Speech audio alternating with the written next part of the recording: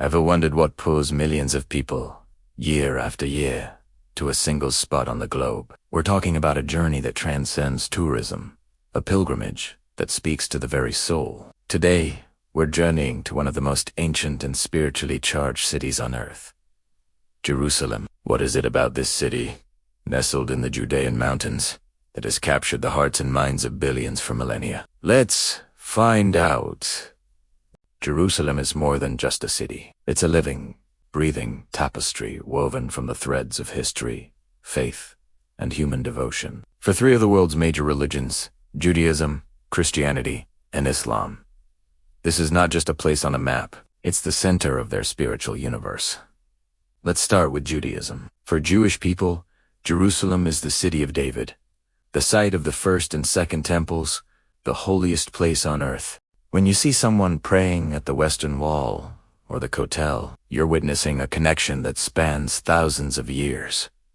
This isn't just a wall, it's the last remaining remnant of the Temple Mount, the closest point to where the Holy of Holies once stood. It's a place of intense prayer, where written notes filled with hopes, dreams, and sorrows are tucked into the ancient stones. It represents an unbreakable bond, a promise of return that has echoed through generations of exile. For Jewish pilgrims, coming here is a homecoming, a fulfillment of the ancient prayer next year in Jerusalem. Now, let's walk the path of Christianity. Just a few steps away from the Western Wall, you enter a different world. For Christians, Jerusalem is the stage where the final, most dramatic acts of Jesus' life unfolded. The Via Dolorosa, or the Way of Suffering, marks the path Jesus is believed to have walked on his way to crucifixion. Pilgrims from every corner of the world trace these steps, stopping at the 14 stations, each one marking a significant moment.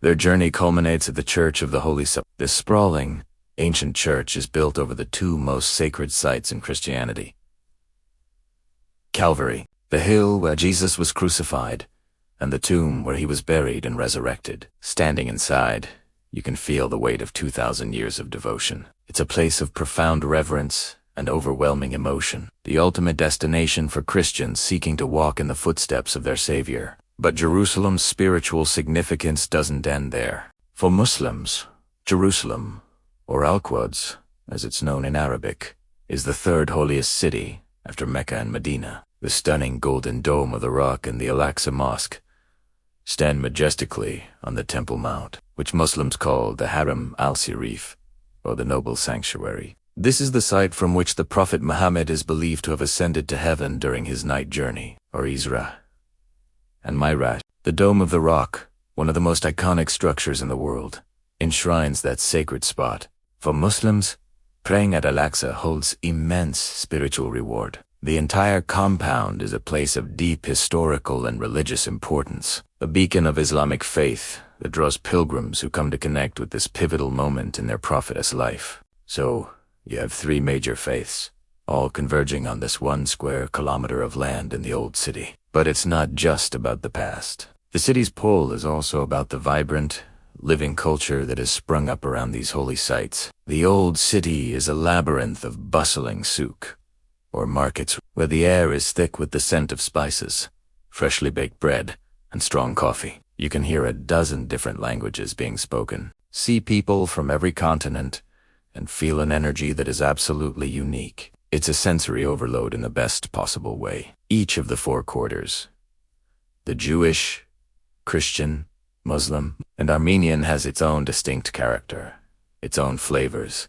and its own traditions. Walking through these quarters is like traveling through different worlds. In the Jewish quarter, you'll see yeshiva students debating ancient texts. In the Christian quarter, church bells ring out, calling the faithful to prayer. In the Muslim quarter, the call to prayer from the minarets creates a beautiful, echoing soundscape. And in the often overlooked Armenian quarter, you'll find a quiet, steadfast community with a history stretching back over 1,500 years. This convergence creates a powerful, and sometimes tense, atmosphere. Jerusalem is a city of profound peace and, at times, profound conflict. But that very intensity is part of its draw. It forces you to confront big questions about faith, identity, and coexistence. It's a microcosm of the world's challenges and its hopes.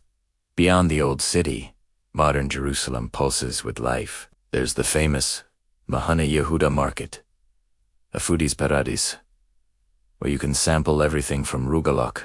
There are world-class museums like Yad Vashem, the World Holocaust Remembrance Center, which offers a deeply moving and essential lesson in human history. There are vibrant arts scenes, universities, and neighborhoods that show a different side of the city's identity.